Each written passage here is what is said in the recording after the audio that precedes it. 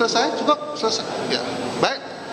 Kami minta tanggapan saudara terdakwa, saudara Haris, atas keterangan saksi ini. Apakah benar? Apakah ada yang keberatan terhadap keterangan saksi? Dan yang keberatan itu yang mana? Yang tidak benar yang mana? Itu aja. Nggak usah ya semuanya diulas. Kalau keberatan kan nanti saya tulis di kesimpulan. Ya, makanya yang mana? Yang mana? Ya, saya cuma ingin menambahkan aja. Saya pikir terima kasih kepada saudara saksi, Pak. Oh, ini mau bertanya? Ya, mau menegaskan aja.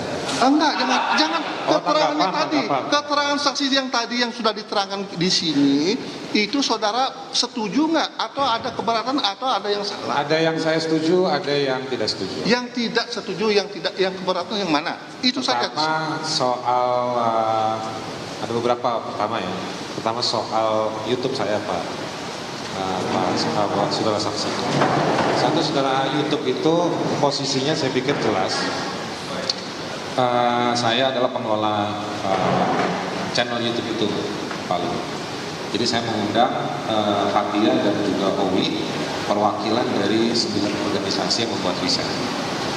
Kalau tadi saudara saksi menyampaikan kenapa saya tidak mengakses Pak Luhut, saya bisa telepon, betul. Saya punya, kalau nggak salah dua nomor Pak Bapak ada sama saya.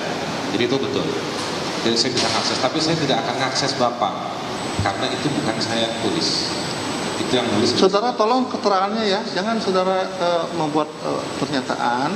Keterangan saksi tadi itu yang mana yang tidak benar? Ya, itu supaya saya mau, kan tadi ada yang betul, ada yang tidak betul.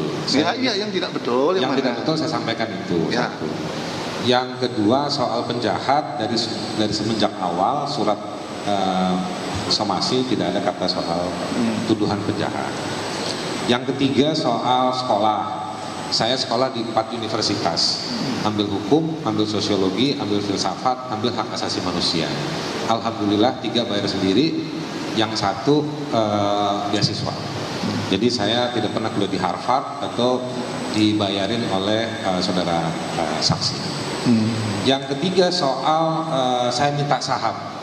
Saya sebetulnya keberatan, bahkan semenjak ini karena dipasang live, HP saya banyak dapat serangan, orang ngeledekin saya nggak tahu kenal siapa. Tapi intinya begini, Pak Ketua Majelis Hakim. Waktu saya menghubungi Pak Luhut Binsar Panjaitan, saksi kita sore ini, itu jam 5 pagi kalau nggak salah, saya dapat Bapak. Jam 5 pagi, saya minta waktu karena saya sebagai kuasa hukum masyarakat adat yang nama organisasinya, yayasannya Singwarok. Orang-orang di Amungme yang tadi Pak Luhut bilang, saudara saksi bilang betul, itu yang hidup di sekitar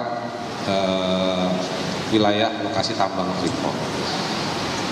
Kenapa saya hubungi saudara saksi waktu itu? Karena saudara saksi adalah Menko Marves yang kurang lebih setelah saya pelajari bertanggung jawab untuk proses divestasi saham Freeport ke Indonesia. Saya sebagai kuasa hukum masyarakat adat ketemu situasi bahwa belum ada peraturan daerah untuk memastikan pembagian saham. Bukan saya minta saham, saya juga ngerti hukum. Dan saya memastikan itu, makanya setelah kita upaya di level bupati kabupaten ini tidak berhasil, maka saya bilang sama klien saya, mari kita datang ke Pak Menko Marves. Mereka bilang, Pak Haris kenalkah? Kenal. Saya coba informal. Nah, itu yang saya lakukan. Dan betul saya diterima baik. Saya sama Pak Lambok, ada di belakang Pak Lambok tuh. Pak Lambok kita duduk, ditemani sama Pak Jody. Betul tadi saudara saksi bilang. Jadi memang kapasitas saya itu, bukan saya minta saham. Itu kan divestasi jadi bahan. Tidak benar saudara minta saham, ya? Itu kan sahamnya BUMN. Jadi kalau saudara jaksa penuntut umum mencoba mengaitkan hal tersebut, yang mana sayangnya tidak ada di berita acara pemeriksaan di kepolisian materi ini, untuk seolah-olah mau membongkar motif, saya mau bilang, mohon maaf, Anda belum beruntung untuk mendalilkan bahwa saya punya motif seperti itu.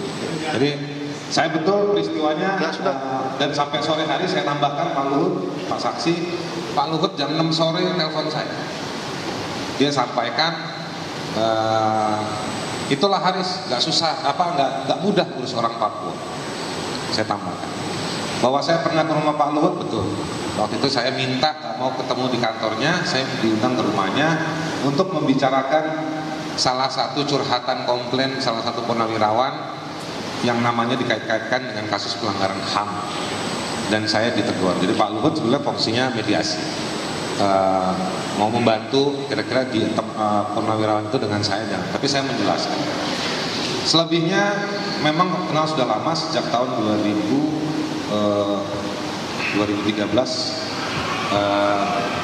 Pak Luhut juga minta saya bantu untuk pembebasan Tapol Papua ketika Bapak jadi kepala staf kepresidenan dan kemudian menjadi Menko Polhukam. Lalu waktu Bapak bertanggung jawab untuk menyelenggarakan simposium penyelesaian pelanggaran HAM tahun 65, saya dipanggil juga. Saya diminta untuk menyusun konsep. Saya kirim ke salah satu staf Bapak konsepnya, Ibu Eski Suyanto. Jadi semua jejaknya ada. Selebihnya ada obrolan informal. Jadi saya memang tidak dalam kapasitas menyampaikan laporan ini kepada saudara saksi, tapi saya juga sudah sampaikan di surat perjalanan dengan pengacara Pak Saksi. Di belakang itu ada Pak Junifer Girsang soal latar belakang saya. Lalu juga karena saya pernah investigasi di Intan Jaya, ada panjang situ penjelasannya, tapi saya punya latar belakang sendiri. Dan kita juga mengajukan untuk pertemuan dan pembicaraan, bukan cuma klarifikasi ke YouTube. Gitu. Saya bisa pahami psikologi saudara saksi kalau bilang kenapa saya harus datang ke YouTube-nya. Tapi saya juga menawarkan untuk bertemu dan menjelaskan latar belakang tersebut. Saya pikir seperti itu. Majelis Hakim yang terhormat, terima kasih banyak pada proses hari ini. Meskipun saya punya banyak protes sama Bapak janganlah nyebut-nyebut perempuan sebagai simbol. Perempuan itu nggak baik, Pak. Ya, perempuan lebih kuat dari kita laki-laki. Terima kasih banyak.